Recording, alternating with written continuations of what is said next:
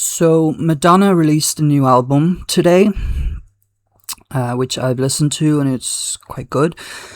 And I thought I would talk about her chart a little bit. So I haven't done a deep dive into Madonna's chart before.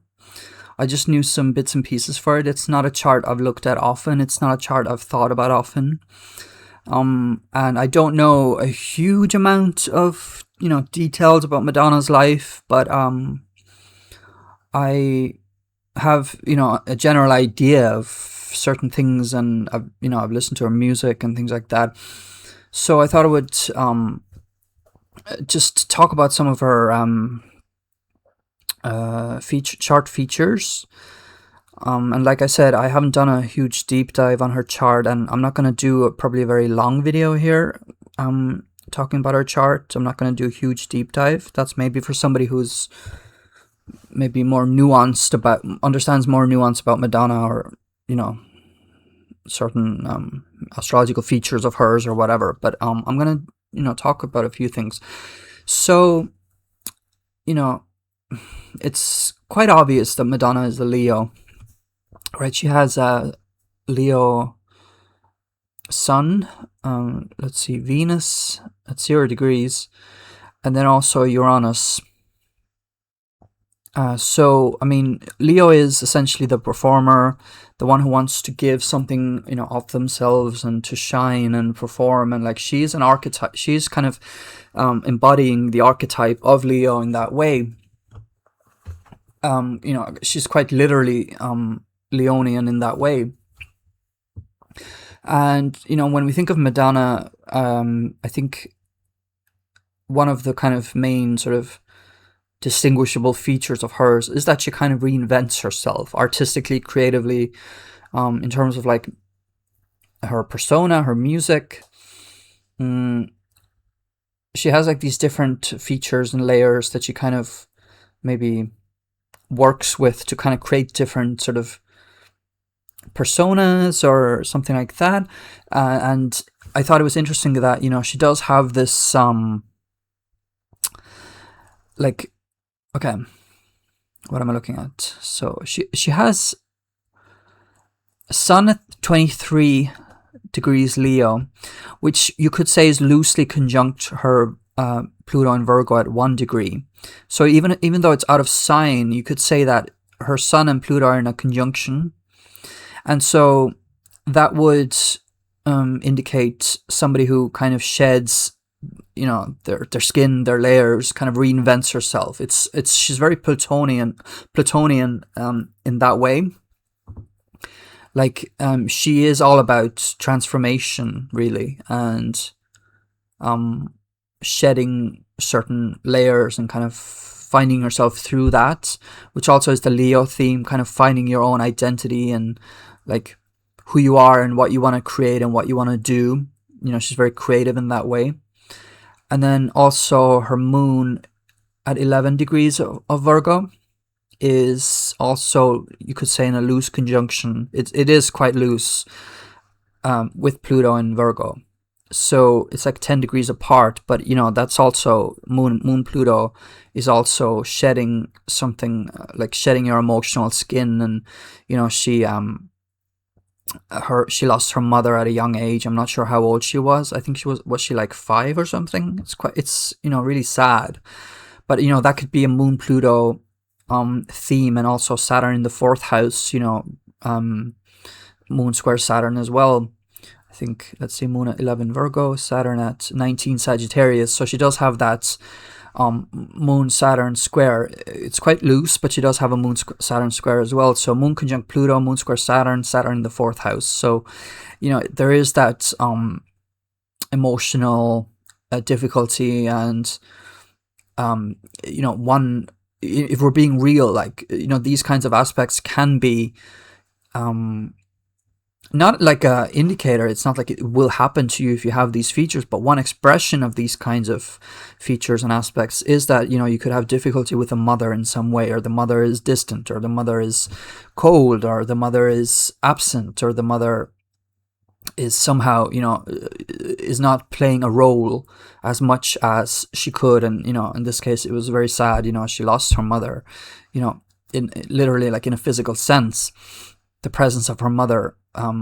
She lost that. So at a young age. So I would just look at the Saturn, the fourth house, and Moon conjunct Pluto and Moon square Saturn as like the mirrors to that. So if that makes sense. So it's not that, if you have Saturn in the fourth house that you're going to lose your mother at a young age, but in her case, that's one expression of these things. So she literally lost her mother at a young age. So it's like difficulties coping with that emotionally, and emotional difficulties, just with in relation to the mother, in relation to the home, very Saturn in the fourth house. And then with less of a wide orb, so more tightly conjunct, is Mercury and Pluto. So she does have like three things conjunct Pluto. Also the ascendant as well. If we're using, I forgot to say, I'm using this chart, which presumably is the correct chart. I've heard different things, but it's the one that's being like used right now, I guess, or like it's been shown to be accurate in some way. Of course, there's still a chance it's not accurate, but I'm just going to take this chart and say it is accurate. So I forgot to say, she was born on the 16th of August 1958. 7:05 a.m. is the time I'm using in Bay City in Michigan, in the United States. So she does have the Virgo rising, and that is also conjunct Pluto, and that again, that is the shedding of the skin, the transformation, the just recreating yourself, recreating your image, recreating how people see you, recreating how you see things, constant transformation. And I can imagine, that is internally, we see that externally, but I can imagine that internally, that is very much a part of her experience as well. Just her worldview may be changing, or being overhauled in some way, like maybe difficult things are happening, traumatic things are happening, and then she kind of reinvents herself through that. So like these Pluto conjunctions are indicative of that. So Pluto conjunct the ascendant, that is 7 degrees apart, and then the Sun Pluto conjunction, which is out of sign, but it's there. They're fairly close by, and then Moon conjunct Pluto is kind of loose as well, but it's there, and Mercury conjunct Pluto as well. So Mercury conjunct Pluto can be indicative of somebody who is very cutting and sharp mentally and intellectually, and they can be cutting with their words. And Madonna is quite outspoken, or very outspoken. Like she has that kind of air of being outspoken and not afraid to speak her mind. I think that's one of the things that I would associate with Madonna as an artist, and like as a human being in like the public eye, that she's not afraid to speak her mind and express herself. And if you look at her Mercury, it's also trine Mars. It's 10 degrees apart, so she has quite a lot of these kind of loose aspects. But Mercury trine Mars, again, not vigorous, not being afraid to express yourself, and vigorously expressing yourself and your mind, and standing up for yourself, standing up for what you want and what you believe in. And so that is Mercury's also conjunct Pluto, and so there is that depth of thinking and depth of communication, and somebody who's not afraid to bring up the dark stuff or the taboo stuff or sexuality or anything that is challenges people and challenges people's view of herself, or just challenges something in the public eye, or just she's not afraid to be challenging. She kind of thrives off that, I would say. Like it's part of her, just who she is not afraid to bring up stuff for people to see that she thinks that needs to be looked at, right? I think she's a natural at that. It's kind of scorpionic in that way. She only has Neptune in Scorpio, but her third house, you could, if this is the accurate chart exactly, then third house starts at 0 degrees Scorpio as well. So, her communication style can be scorpionic in that way as well. And Mercury, if we're talking about conjunctions, Mercury is also conjunct the ascendant. So that's quite tight. Well, 3 degrees. So Mercury conjunct ascendant as well. She writes songs. She's a writer. She's a lyricist. I don't know if she has written any books. Has she written an autobiography? I know there's been books with like her image, like her photograph, like photographs of her and things like that. But I don't know if she's written a book about her life or anything like that, or written a book about anything. But she has that mercurial nature. Then Mercury conjunct the ascendant and square the MC as well. So again, she has the gift of the gab in that way. Like she's a writer. She writes lyrics. She expresses her mind. She speaks her mind, and that's something that people can see in her right away. And it's something that like informs part of her worldview and her image and how people see her, which is kind of like the ascendant. And like the ascendant is a lot of things, but it can be just how people see you. And Mercury and Moon are both conjunct that. Pluto is conjunct that. So that's interesting to me. And then also, we're talking Pluto. I know I'm going a little fast and kind of jumping from thing to thing, but I guess that is where I'm at right now. And I don't know if many people will watch this anyway. I don't get a lot of views these days. So, but you can see that Pluto also has a square aspect to her MC. So again, her MC is in Gemini, which is also like mercurial. It's writing, it's communication, expressing herself, just writing, like communicating, speaking. And Pluto is square her MC, and so that is also this kind of again, it's very apt with her, because Pluto square the MC, the midheaven. It's like she is always reinventing herself, and like through her music, through her like maybe fashion, just the way she is. Like she has like these different eras, and she kind of reinvents herself. She kind of goes with some kind of flow of something. She is kind of reinventing herself. And so Pluto, again, shedding the skin and just reinventing, transforming. MC, how people see you, how you are seen in the public eye, what you are known for. So Pluto square that. Again, it's like she has this very intense need and like tendency towards transformation, and so people can see that in the public eye, right? Also, if we're talking about her being outspoken and quite assertive, or very assertive, she also has the Sun Mars square. Again, not very tight, but Mars in Taurus as well is someone who has maybe incredible stamina and just stays true to what they want to do, and like very kind of grounded in that way.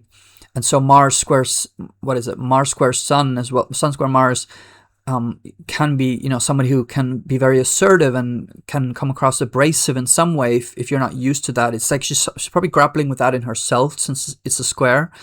Like she probably knows that she's very assertive, and so sometimes maybe she might be in situations where she maybe feels like, well, why did I say this? Why did I say that? So she maybe is always maybe fighting that assertion with her need for there's like a conflict between her assertive nature and her need for groundedness and stability, and like Mars and Taurus. So it's like maybe she's grappling with that in kind of like a tug of war way, where she might be just, other people might challenge her, or she might challenge other people, and she might find herself in situations frequently where she needs, maybe is called, let's say, or feels the need to tame her assertiveness in some way, or make sure that she doesn't hurt people with her assertiveness or her words. Or again, she's very platonic in certain ways as well. And so that Sun square Mars, it adds a level of assertion. I'm going to take a drink of water after all that speaking. And let's see what else. Jupiter in the second house, North Node in the second house. Jupiter in the second house can be just literally somebody who accumulates a lot of money and wealth, and that is obvious with her. Somebody who is able to make money and kind of able to make a lot of money, and able to be very fortunate in that way. And let's see, I was interested to see that Venus is in the 11th house. I thought that maybe Venus could be in the 10th house or something, because that would be maybe an indicator of musical ability, or a musical career. And obviously she is a musician, at the end of the day. Um, but her midheaven is in Gemini, and her Venus is in, what is it? Venus is in Leo. So yeah, so she has a Venus and midheaven sextile. So that is maybe what I was looking at and thinking about in terms of like Venus should be like, or not should, but like Venus could be like in the 10th house, and that's like music. She's known for her musical career, among other things, and her fashion and her Venusian qualities. But then if you look, she does have, it adds up, because if you see that she does have Venus sextile the midheavens, so she's using that opportunity that was, let's say, given to her. She's kind of harnessed that ability and that some of those talents, writing talents, fashion, the arts, music, like Venusian themes. She's kind of used her ability to tune into fashion and music and art and singing. So Venus sextile the midheaven would be an indicator of that. And Venus is in the beginning of Leo. Venus in Leo, very interested in self-expression and creativity, and can also, any Leo placement can also go into the realm of being self-absorbed or too interested in your own persona. And we could talk endlessly about that, and whether that is the case with her.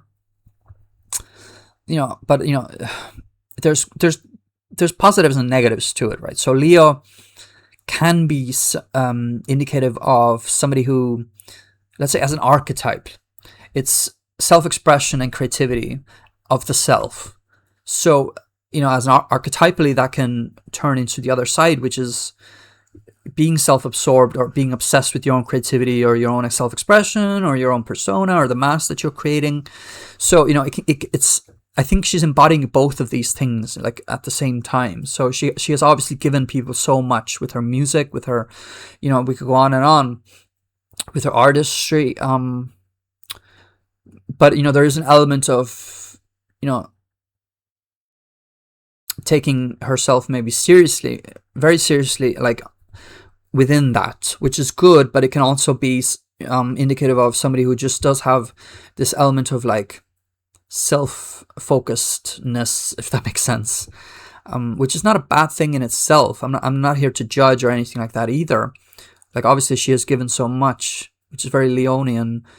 But there is that element of like Venus in Leo, Sun in Leo, and that Venus in Leo sextile the midheaven. So she might be known for some of those Leo qualities. Obviously, the positive sides of the Leo qualities she's known for, but she might also be known for some of the negative Leo qualities, such as being self-absorbed or very, very self-driven, to the point of kind of, people might see her as arrogant, or people might see her as over-expressive in her theatrics or something like that. Her Uranus, she's quite Uranian. She is Uranian in my eyes as well, and she does have Sun at 23 Leo and Uranus at 12 Leo. So there's like an 11-degree orb. So it's not listed here as a conjunction, but you could see that as like a loose conjunction. Her Sun, Uranus, again, recreating herself, reinventing herself, having all these ideas of what to do, with her image, with her how she expresses herself. That is also Uranian as well, not just Plutonian. And she does have Mars square Uranus as well. So Mars square Uranus can be very let's say driven by impulse, just impulsively expressing yourself, maybe rash, reckless in some way, impulsive, having these urges to express yourself in certain ways. So that is there. And what else is Uranus doing? There's a couple of quintiles there. I don't know, Uranus isn't doing a whole lot. She does have an interesting 12th house stellium. Uranus, the Sun, Mercury, and Pluto are in the 12th house, and she is also known for being spiritual, and that comes across in some of her music as well. Like, I think the more you know about her, the more you will probably understand that, like, she is actually a spiritually focused person, and so that can be a 12th house thing. I don't know what to say about her Mars in the ninth house. I suppose I feel like I don't know enough about her and her life and her views and her life views to kind of comment on that. But Mars in the ninth house would be about being assertive in your. I mean, yeah, I suppose I see it. If I once I start speaking about it, I see it. Mars in the ninth house can be someone who's assertive about their views and their philosophies on life, and like they're very firm in that. And she has Mars in Taurus, which is also very firm, which is also very, has stamina and is fixed. It's a fixed sign. Mars in a fixed sign. She has, belief in her own convictions, and she is assertive, and she is grounded and practical. Mars in Taurus, but in the ninth house, so she's fixed in her. She's like in her views, and she's like she believes in what she believes in. Really, she believes in that, and she's focused and she's grounded in like some of her like her philosophies, and I think she's very firm in those. Chiron in Aquarius, Chiron, wounded healer. Aquarius, the innovator, the rebel, the individualist slash group thinker as well. It's like that interesting dichotomy, if that makes sense. So interesting that her Uranus, I think a lot of people have this in certain generations. I think I have this as well. Yeah, I do have this as well. So the Chiron opposite Uranus. I don't know how common it is, but I do know I think a lot of generations have this, or a lot of people have this Uranus opposite Chiron, because Uranus is such a slow-moving planet, and Chiron is quite slow-moving as well. Although it depends on what sign it's in. But Chiron in Aquarius, again, having some kind of pain or wound related to maybe her rebel sense. Maybe she wants to calm down sometimes, or maybe she wants to have more, stability sometimes, but then she has that urge to kind of be Aquarian and to invent new styles, or like reinvent herself and just be out there like an Aquarian in that way. And then her, but I see this now as like, yeah, like she might want stability, but then she has that Aquarian urge to not have stability, and just to, in some sense, and just to kind of recreate and go further and further and see what she can do in the future, and see what she can do more and more and more and more, and that Chiron is square her Mars. Yes, Chiron, yeah, makes sense, right? Chiron in Aquarius square her Mars in Taurus. So Mars in Taurus wants stability and is grounded and patient, and so it's square that Chiron in a sign that is in Aquarius, which in a sign that is very,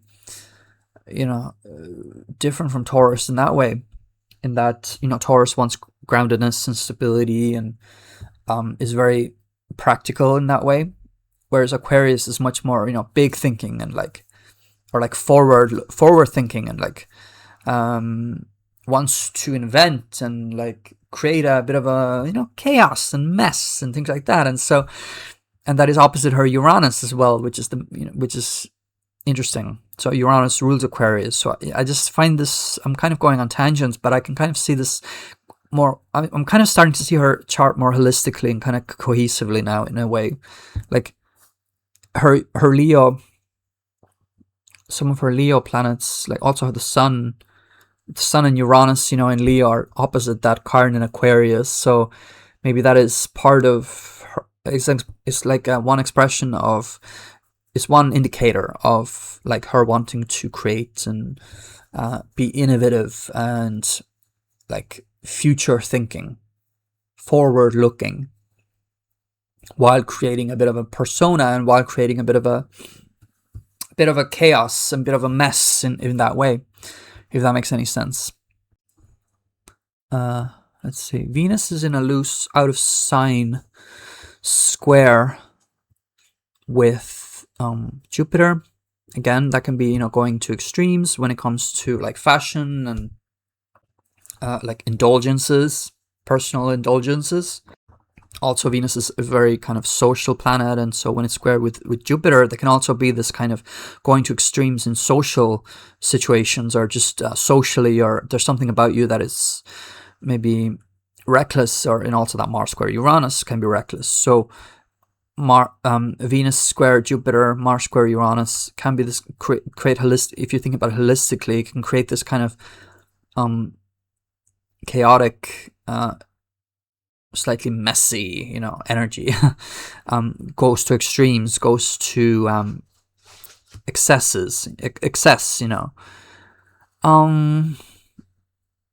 Yeah. There's more that I could say, but I'm gonna finish off soon. I'm gonna say, like, Mars is also trying the ascendant, so again that adds more of a level of assertiveness while also being grounded, because Mars is in Taurus, and that kind of, like, she comes across quite Martian in that way. Like, she's assertive, she knows what she wants, she knows what she's doing, she's aware of herself, she's kind of self-aware in that way. And then I forgot to say, I was going to say as well about what was it? I feel like there was something else. Oh yes. Oh yeah. Okay. I was actually this was actually one of the first things I looked at, so I forgot to say it, which is funny, but Sun is trine Saturn, which, with all the chaos, with all the messiness, with all the, reinventing herself constantly, she clearly has a very strong worth ethic. Sun, Saturn, very, she knows what she's doing. She's very crafty in that way. Like, also the Virgo stuff, Moon, Mercury, Pluto, ascendant in Virgo. So, like, but she clearly has this kind of meticulous and practical and grounded and strong, and, like, let's say a lot of stamina when it comes to her work ethic. Like, she's a craftswoman in that way, and she has this work ethic of, Sun, Saturn, like, taking responsibility. And, she said that herself. I just saw a quote of hers earlier where she said that, like, we have to take responsibility. Everybody has to take responsibility for what they're doing. And so she has a kind of Sun, Saturn, trine, which is like, it's natural for her to just know that, like, okay, well, we have to take responsibility for ourselves. And it's not a square, so maybe she doesn't have as much, like, let's say, difficulty with these things. Like, it's a trine, so it's something that she has something that is, like, instinctual to her. It's just to take responsibility and to expect other people to take responsibility. Of course, there can be certain difficult things with the Sun trine Saturn as well, but it's not a square, it's not an opposition, it's a trine. So it might be a bit easier for her in that sense to take responsibility and to know when to take responsibility and to believe in everybody needing to take responsibility. And I was going to finish up with one last thing here. North Node is in Libra. I thought that was interesting as well, because North Node in Libra would mean that she is, let's say, called to become more aware of the other, learn a lot through partnerships, relationships, instead of being so, like, Aries-like in the way of being, like, more self-focused. So I think South Node in Aries would mean that, like, the person is very, it comes naturally to the person to be self-focused and to know themselves and to be assertive and, all those Aries things. But, like, with her, having that, if you have South Node in Aries, you have North Node in Libra. So that it's the other side of that is that, okay, but you need to take that and bring it into relationships and, like, learn some of the graces and the social graces and the relationship building of Libra and the partnership building of Libra. It's not all about me. It's also about you, and, like, it's about us and the, like, what it creates, what me and you create. We create us, so it's about that. And now I'm going to finish. So I hope somebody enjoyed this. And if you liked it, do leave a like and subscribe if you want more. And leave a comment if you have any observations of your own. Thank you.